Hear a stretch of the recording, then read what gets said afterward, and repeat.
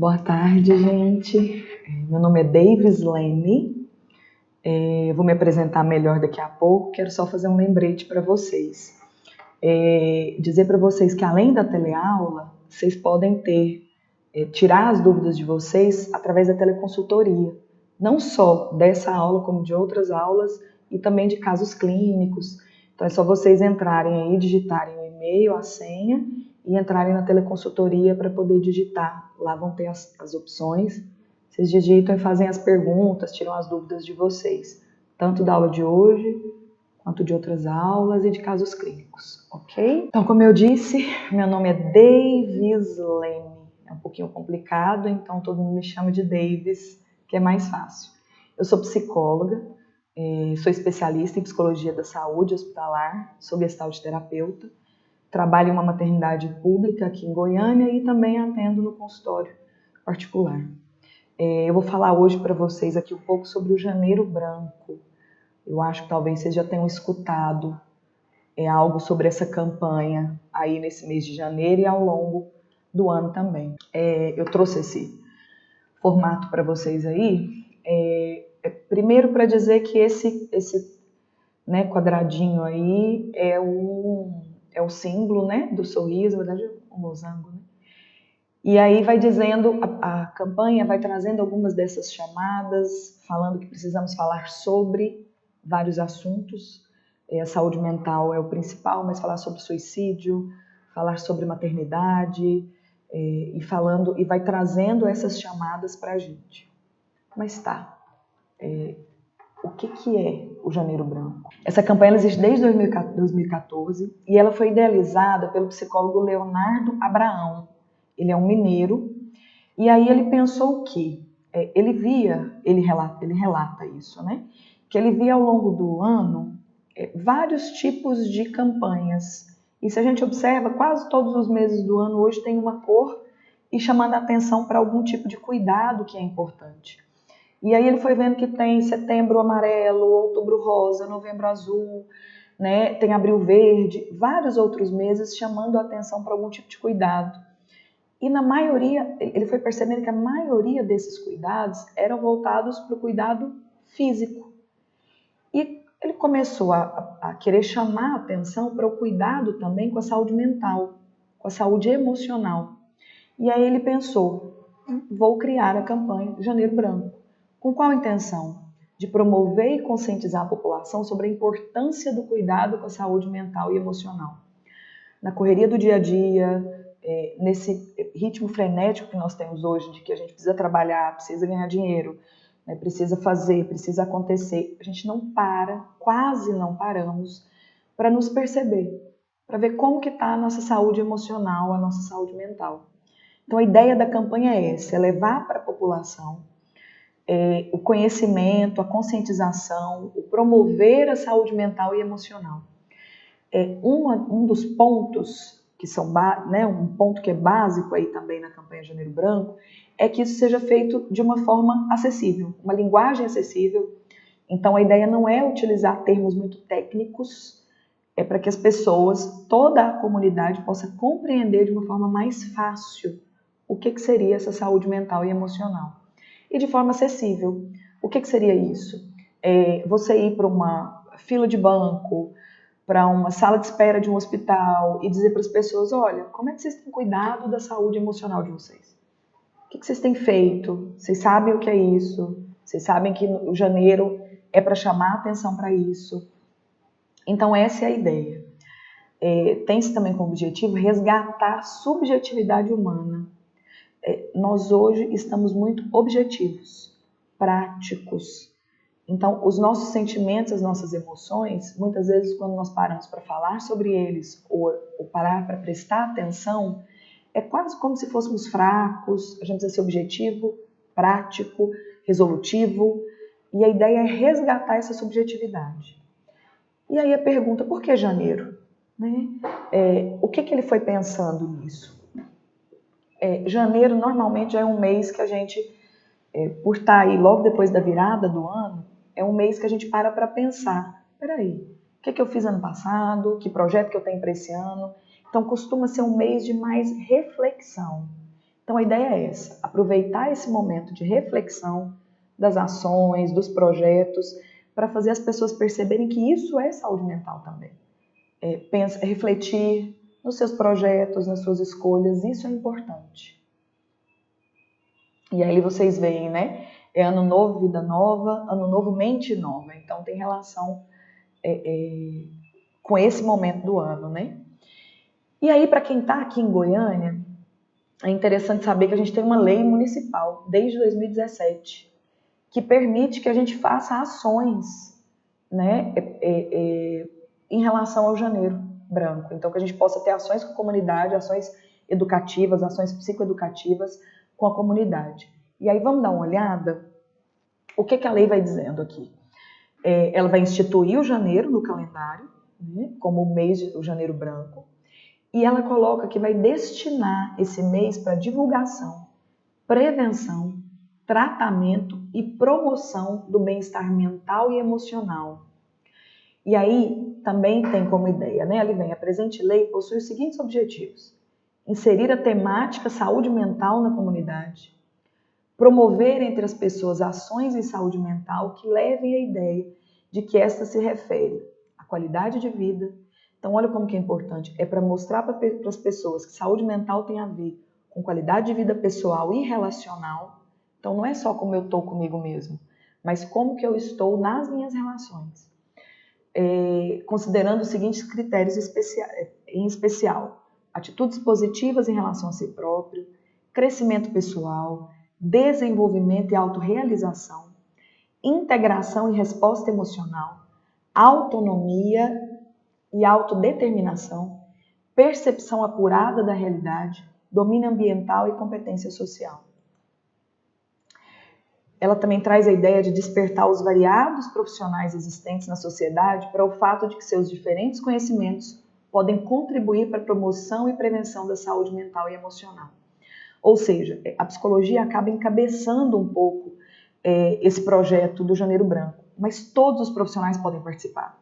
Então, um educador físico, por exemplo, pode propor uma atividade física na unidade de saúde, um professor de yoga pode propor, né, um momento, várias propostas para permitir esse momento de autorreflexão, de autocuidado, isso é importante.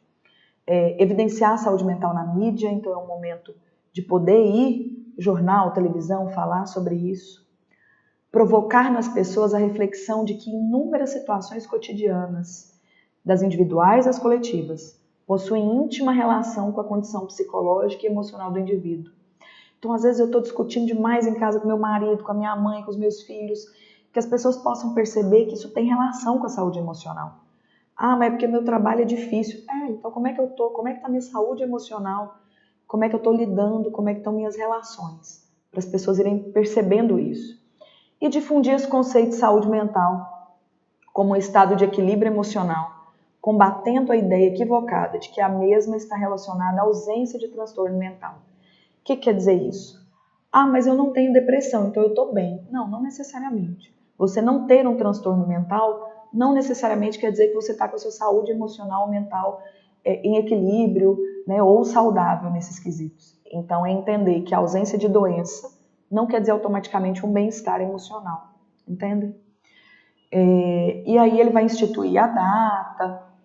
Mas para quem não está em Goiânia, um tempo depois, aí, final de 2018, foi também criada uma lei estadual. Então tem uma lei em Goiás que também institui o mês de janeiro como Janeiro Branco para promover ações educativas para a difusão da saúde mental. Foi instituída a cor branca, o laço branco como símbolo, né, do Janeiro Branco. E o que vem dizendo na lei estadual? Ela é um pouco mais sucinta, mas vem dizendo mais ou menos as mesmas coisas. Inserir a temática da saúde mental na comunidade, reforçar a ideia de que saúde mental se refere à qualidade de vida pessoal e relacional. Então isso é importante, como eu me relaciono também é saúde emocional. Despertar profissionais da saúde para o fato de que seu conhecimento pode contribuir para a prevenção da saúde mental. Então é nos despertar, é despertar o profissional para engajar nesse momento e começar a ter ações voltadas para a saúde mental. Evidenciar a saúde mental na mídia, incentivar a sociedade a investir em saúde mental, tendo em vista essa responsabilidade de todos nós, difundir um conceito ampliado de saúde mental, de um estado de equilíbrio emocional e não a ausência de transtorno mental, que é o que eu comentei que tem na lei municipal também. E entre outras ações, todo janeiro, desde o ano passado, esse mês foi essa semana agora que passou, tem uma audiência pública na Assembleia para debater projetos, ver como que a campanha tem contribuído e sempre melhorando. Então é importante a gente saber disso, porque às vezes se a gente quer propor algo ou falar sobre o Janeiro Branco, que a gente saiba que nós estamos embasados legalmente para poder falar sobre isso e fazer isso, tá certo? Existem projetos também para uma lei federal, mas ainda não se fechou isso. Tá, mas o que é saúde mental então? No Relatório Mundial de Saúde da Organização Mundial de Saúde, da OMS, o que vem dizendo? Estudiosos de diferentes culturas definem diversamente a saúde mental. Os conceitos de saúde mental abrangem, entre outras coisas, o bem-estar subjetivo, a autoeficácia percebida, a autonomia, a competência, a dependência intergeracional e a autorrealização do potencial intelectual e emocional da pessoa. Numa perspectiva transcultural, é quase impossível definir saúde mental de uma forma completa. De um modo geral, porém, concorda-se quanto ao fato de que a saúde mental é algo mais do que a ausência de perturbações mentais. Então, não dá para se fechar o conceito, um conceito mundial, mas dá para se perceber que eu ser capaz de me desenvolver, de me perceber intelectual, emocionalmente, a minha autonomia, isso é saúde mental. De uma forma geral, a saúde, vou falar da saúde mental, mas quero fazer essa diferenciação antes. Vocês vão ver que na lei vem dizendo saúde emocional e mental, em alguns lugares vem fazendo essa diferença. Então, de uma forma geral, qual que seria a diferença? E aí aqui eu digo de novo da saúde mental. De uma forma geral, a saúde emocional ela vai estar ligada à forma como que a gente lida com as emoções, com os nossos sentimentos, com como a gente lida com as relações.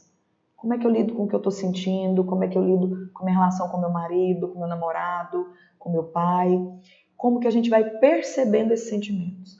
A saúde mental ela já é mais voltada para as funções cognitivas, para os pensamentos, para as funções físico-químicas do cérebro, então ela é mais voltada para os transtornos mentais, depressão, ansiedade, transtorno do estresse pós-traumático, de uma forma geral, mas isso não é para que a gente vá aqui cindir, Então o ser humano é visto de uma forma completa, de uma forma inteira, mas de conceitos a gente pode entender essa diferença nesses dois conceitos.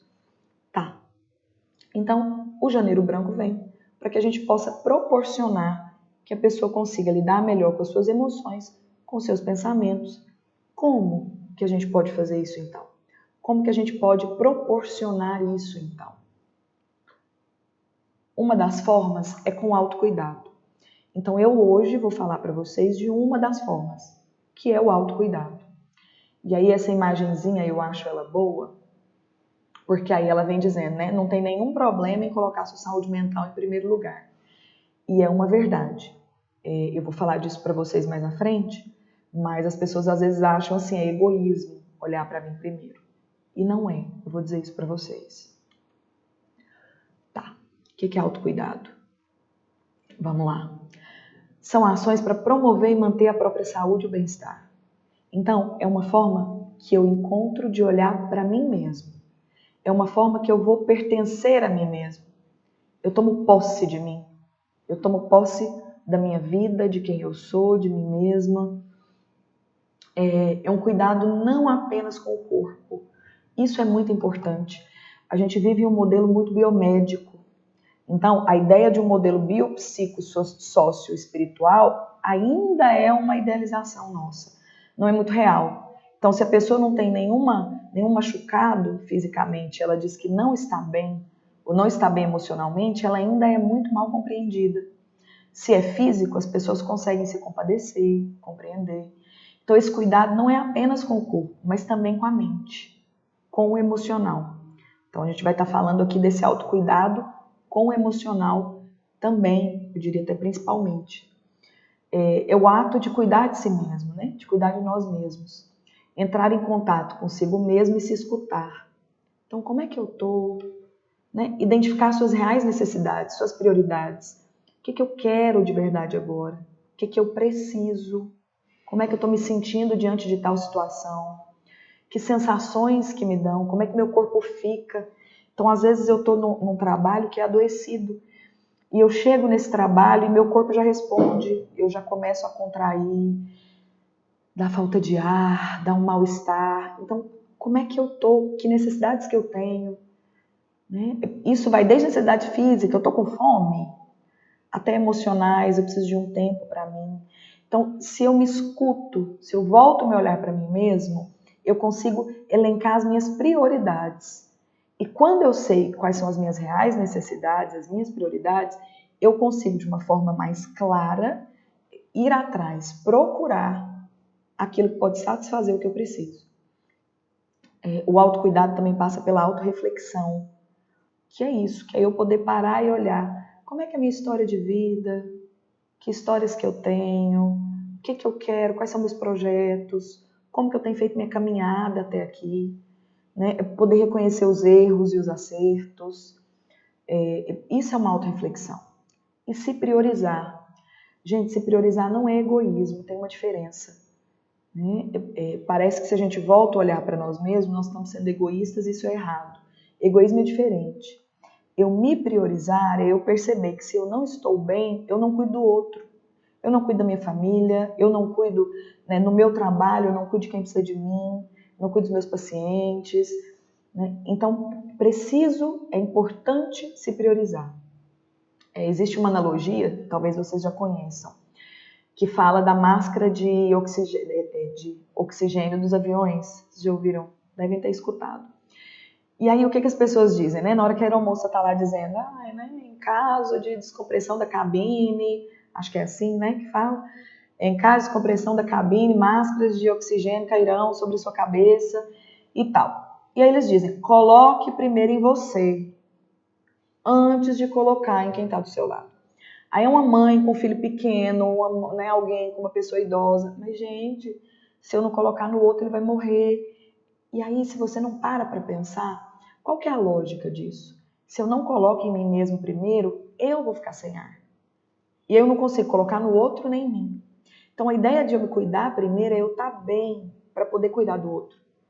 Então, essa analogia da máscara de oxigênio é nesse sentido.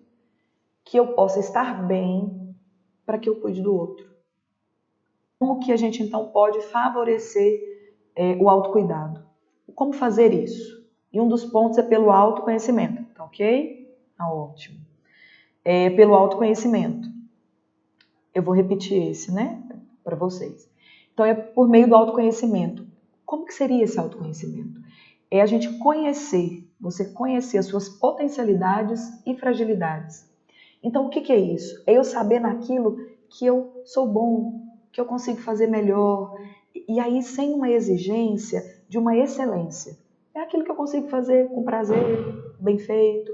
E sei das minhas fragilidades, aquilo que eu tenho mais dificuldade, aquilo que eu não sou tão bom assim. Todos nós temos, eu sempre digo isso, né? Luz e sombra, né? Todos nós temos potencialidades e fragilidades. Todos nós. Então, o que nós precisamos é reconhecê-las. Conhecer. Né? Então, eu dei o exemplo, né? Tá, eu sou boa para escrever, mas eu sou boa para falar em público. Ok, então, eu quero aprender a falar em público, que eu possa cuidar disso, mas que eu valorize a minha potencialidade. Sou boa para escrever. Muitas vezes a gente se compara com os outros e, mas fulano é tão bom naquilo e eu não. Isso nos diminui. Isso faz diminuir a autoestima, então você vai ter uma baixa autoestima.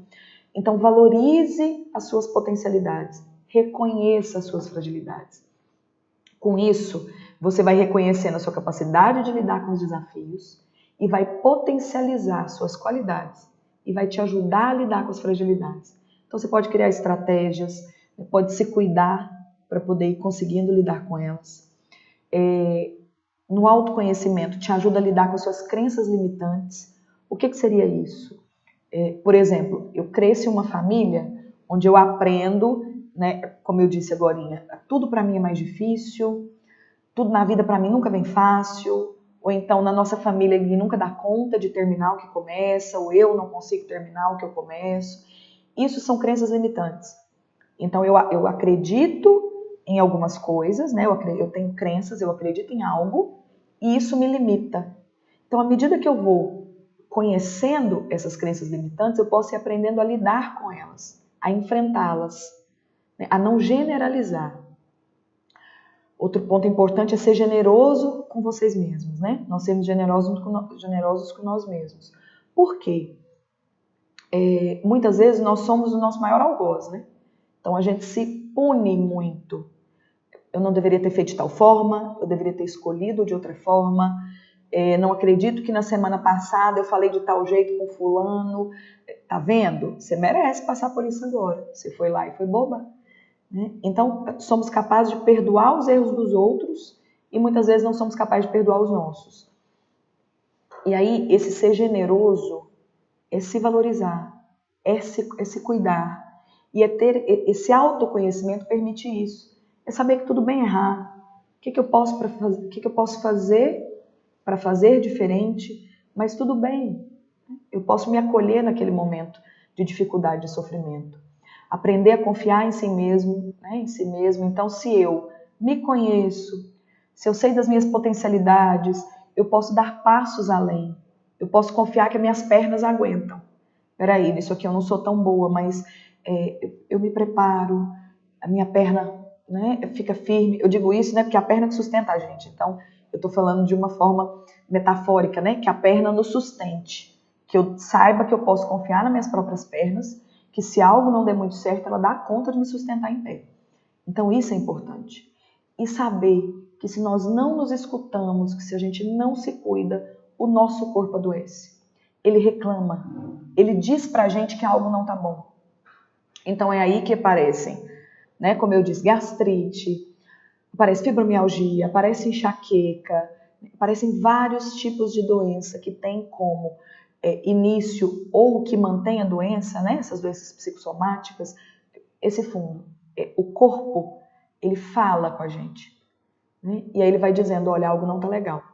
Então que nesse autoconhecimento a gente possa se escutar e se compreender antes que o corpo precise adoecer. Mas que se adoecer, que a gente possa escutar também. E como que a gente pode, né, ir fazendo isso também ainda nessa linha? Aprender a refletir sobre o dia a dia. Então, como é que eu gostaria que fosse o meu dia? Como é que eu posso me organizar? A organização, eu vou reforçar isso para vocês mais à frente, a rotina e a organização, se ela não é enrijecida, ela é saudável, tá? Porque isso nos traz segurança. Quando ela é enrijecida, ela é adoecedora. Aí é uma necessidade de controle. Mas a rotina, a organização, ela é importante, ela nos contém. É importante também decidir se cuidar, né? Então, querer se cuidar. Ah, mas eu quero, mas é tão difícil. Mas quando eu decido, é o primeiro passo. Porque se eu decidir me cuidar, é mais fácil eu enfrentar as dificuldades de sair dessa zona de conforto, porque não é fácil. A zona de conforto nem sempre é confortável. Tem aquele ditado que diz, né, que se você põe o sapo na água quente, ele pula. Mas se você vai ferver na água devagarzinho, ele morre lá dentro queimado e não percebe. Muitas vezes a gente está morrendo queimado, né, na água quente, que vai esquentando aos poucos e não sai da zona de conforto. Então, é importante querer, decidir o que quer. É importante assumir a responsabilidade sobre a sua vida, sobre as suas escolhas, pegar as rédeas da sua vida nas suas mãos, fazer as suas escolhas. Eu escolho. Quando eu escolho, eu assumo a responsabilidade.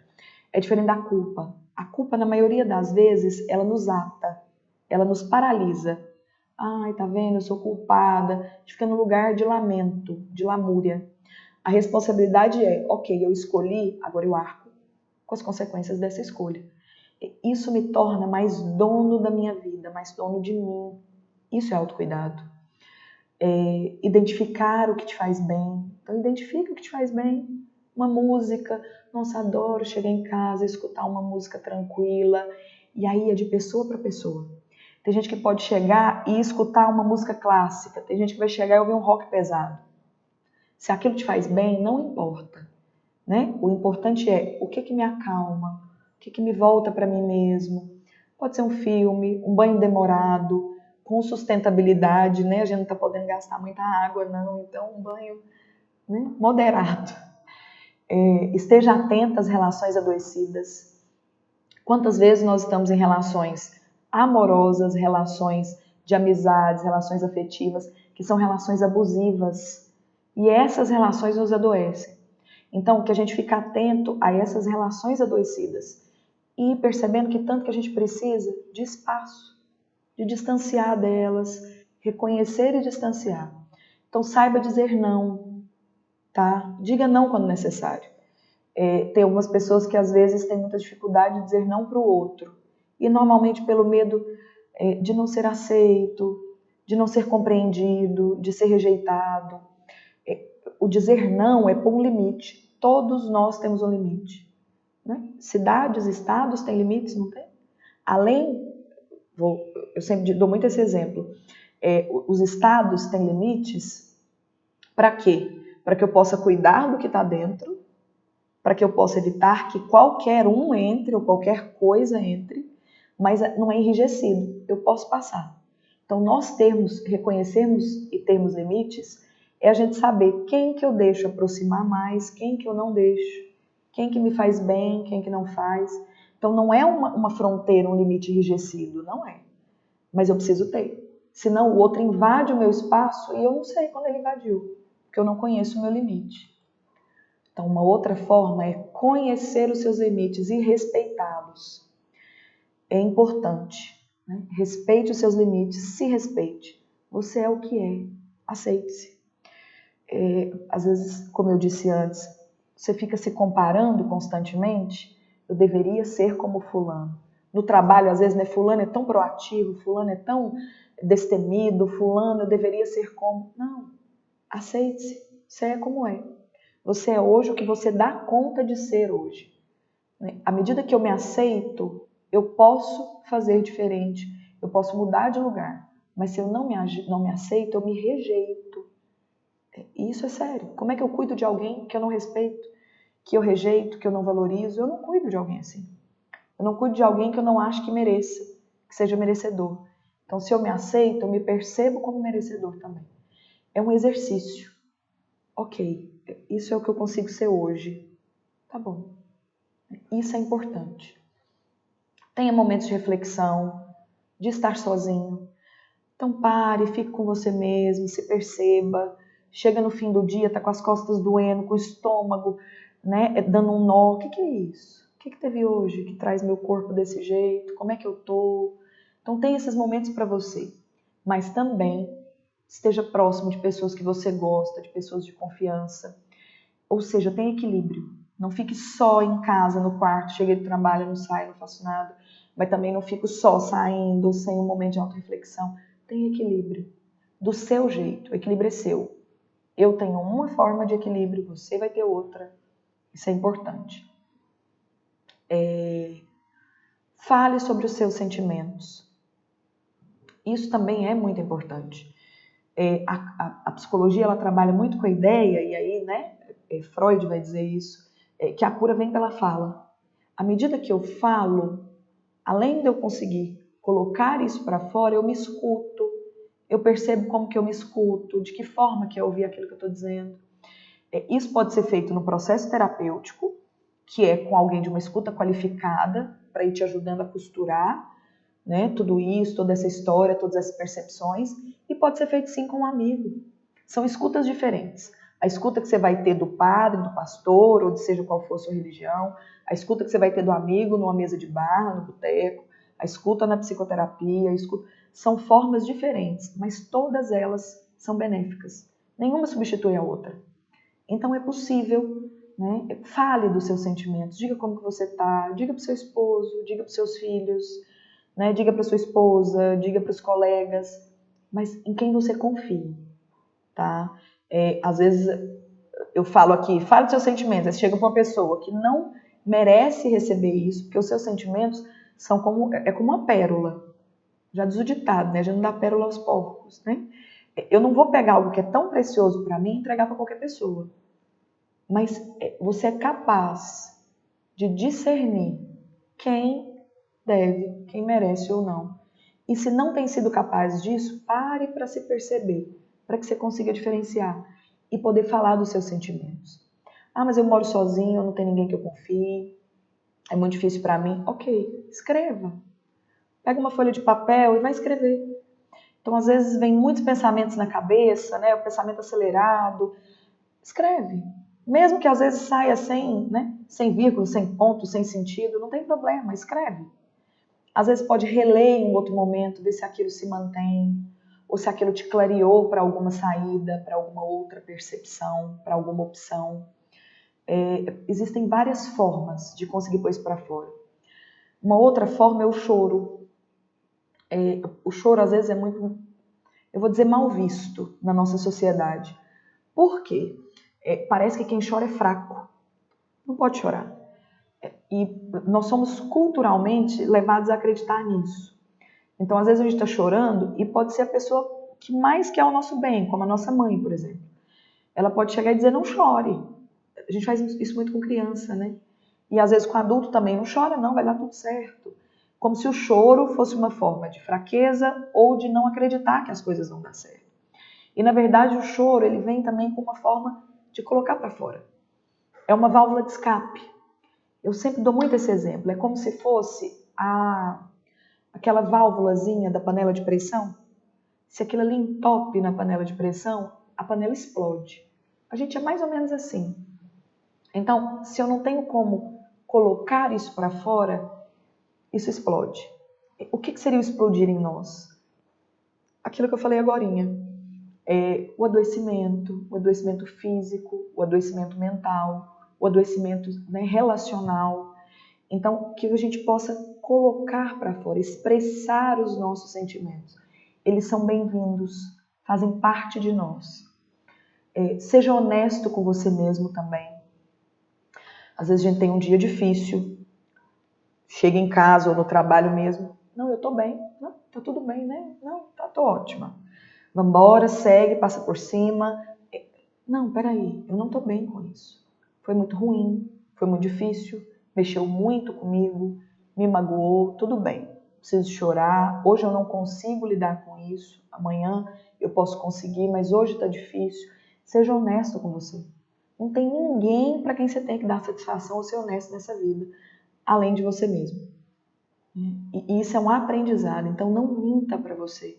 Reconheça os seus sentimentos, né? Fragilidades, potencialidades. Identifique os hábitos nocivos, tá? O que é isso? Identifique hábitos que você tem que não são saudáveis. Pensamentos autodestrutivos, crenças limitantes, que é o que a gente foi dizendo, né, agora há pouco. Hábitos como, por exemplo, a alimentação. Muitas vezes a gente pode ter um hábito autodestrutivo na alimentação. Come para empanturrar.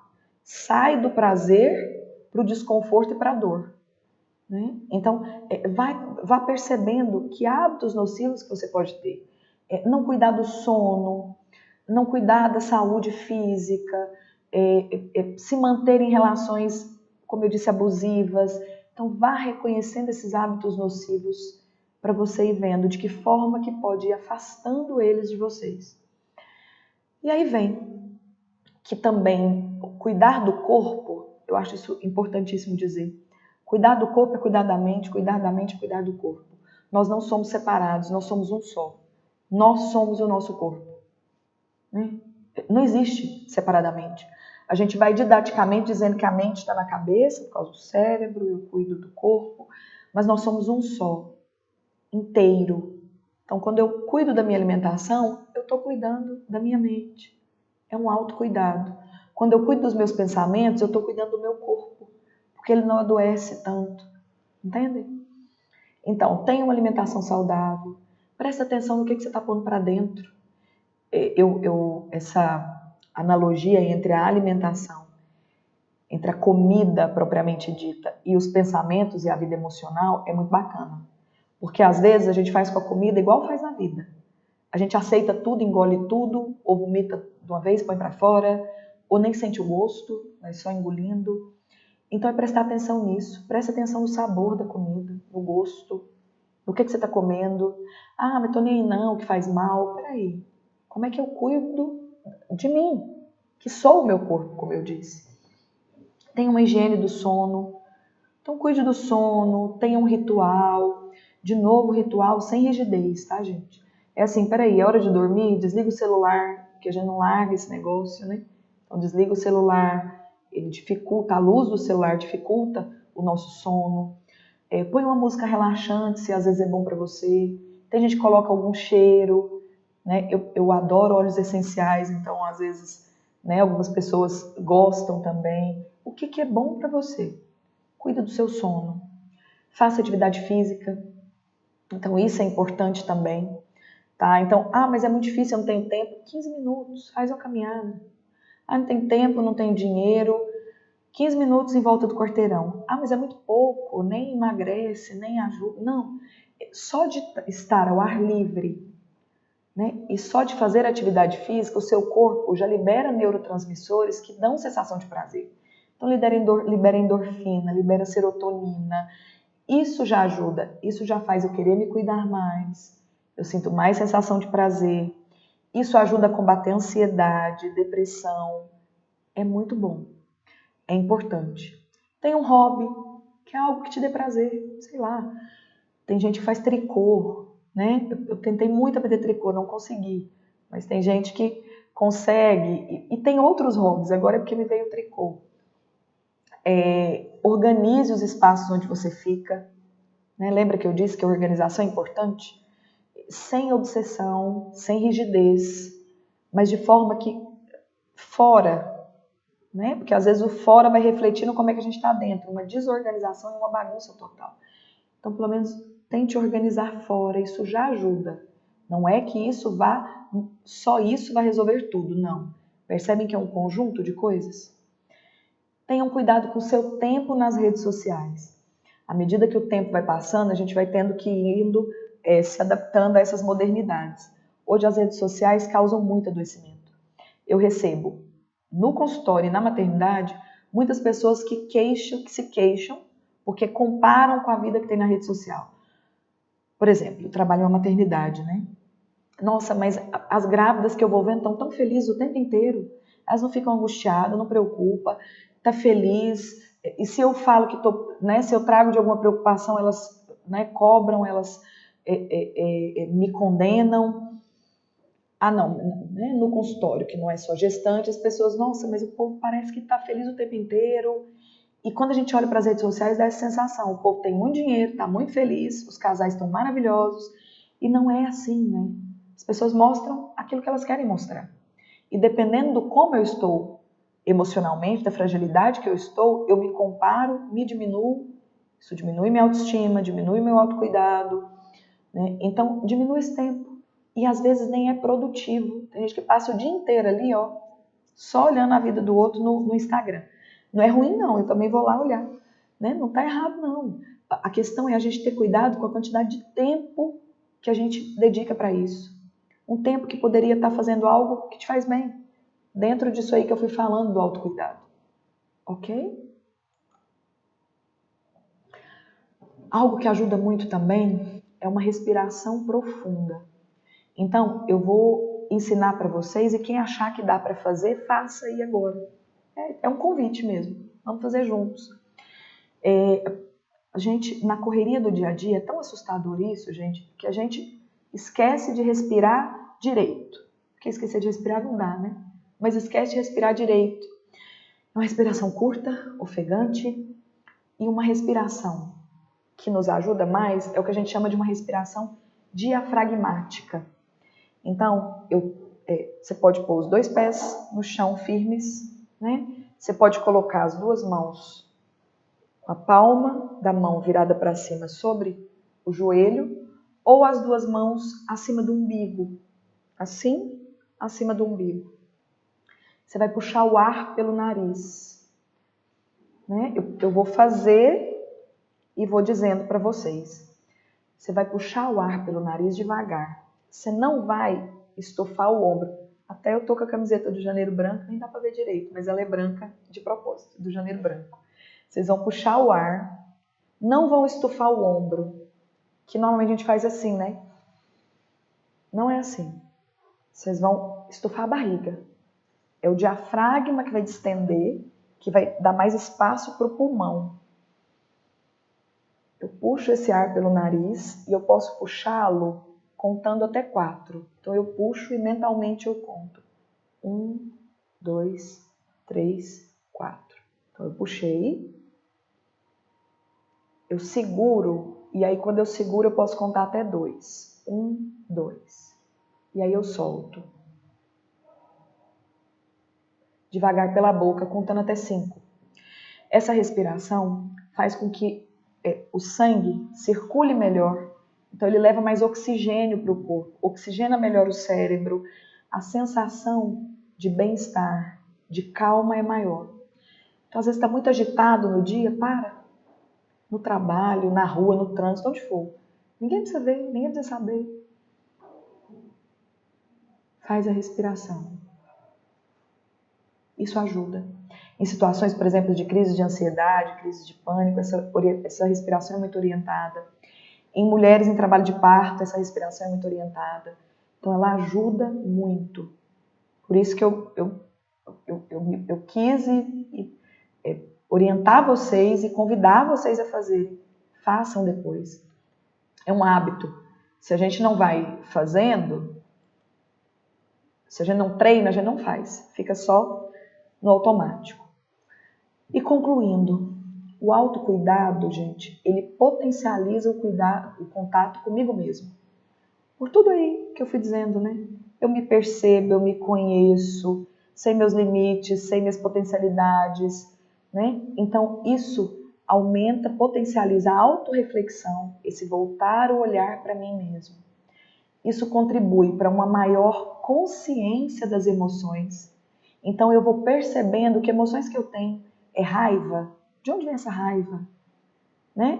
O corpo inteiro fica dolorido. Nossa, que raiva! Raiva de quê? De quem? Né? Eu posso me cuidar melhor. Isso me ajuda a fazer escolhas e assumir a responsabilidade delas. Então é isso, eu tomo as rédeas da minha vida. Eu posso até olhar e falar, gente, mas não tá bom do jeito que tá, mas eu escolhi estar aqui. O que eu escolho daqui para frente então agora? Eu tenho essa autonomia. Eu tenho a minha vida nas minhas mãos, dentro daquilo que nos cabe, né? Então não dá para voltar e vou escolher outra família. Não, mas dentro do que eu tenho hoje, com a família que eu tenho, com a história de vida que eu tenho, o que eu posso escolher? E lembrar disso, corpo e mente são integrados. Não são separados como se via e se percebia antigamente, né, lá na época de Descartes, né? Então não é. É integrado, nós somos um só. Então que a gente possa cuidar de nós mesmos como um só. Uma forma de ajudar é fazendo terapia também. Então faça terapia, se possível, sempre ajuda. Não é puxando a sardinha para minha brasa, não. Mas de fato sempre ajuda. E aí Foucault vem dizer que o autoconhecimento é sinal de liberdade.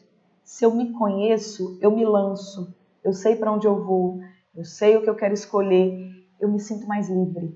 Olha como que isso é bacana, né? Isso me ajuda a enfrentar as dificuldades do dia a dia. Então não é que as dificuldades não vão surgir sim, né? Mas isso me ajuda a enfrentar essas dificuldades, tá certo? E aí isso era o que eu tinha para dizer para vocês hoje. Vamos aí propagar o Janeiro Branco e ajudar outras pessoas a voltarem esse olhar para a saúde mental e a saúde emocional. Eu agradeço, muito obrigada.